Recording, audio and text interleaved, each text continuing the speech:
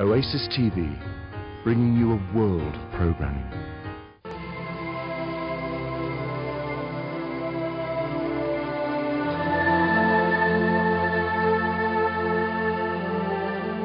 For decades, the Casey readings have stood the test of time, research, and extensive study. Just who was this man? A farmer boy who would become the most documented psychic of all time. Curious happenings have impelled me to accept psychic phenomena as a natural experience of my everyday life. If I could sit down with you for a quiet conversation, I'd tell you this story. I was born and reared on a farm near Hopkinsville, Kentucky. Had a normal childhood in many respects.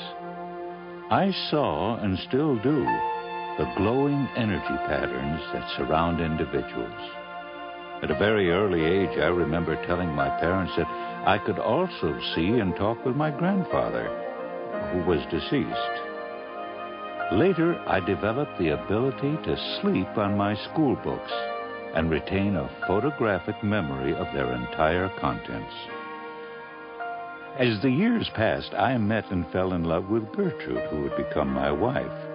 Shortly thereafter, I developed a paralysis of the vocal cords and could scarcely speak above a whisper. Everything was tried, but no physician was able to locate a cause. The laryngitis persisted for months. As a last resort, hypnosis was tried. I put myself to sleep and was asked by a specialist to describe the problem. While asleep, I spoke normally, diagnosing the ailment and prescribing a simple treatment. After the recommendations were followed, I could speak normally for the first time in almost a year. The date was March 31st, 1901. That was the first reading. My life is a combination of literally thousands of such experiences. When it was discovered what had happened, many others began to want help. I soon learned that I could put myself into this unconscious state and give readings for anyone, regardless of where they were. Newspapers carried articles about my work, but it wasn't really until Gertrude was stricken with tuberculosis that the readings were brought home to me. Even with medical treatments, she continued to grow worse and was not expected to live.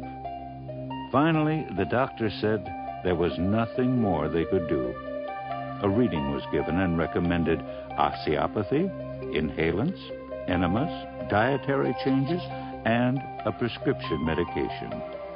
The advice was followed, and Gertrude returned to perfectly normal health.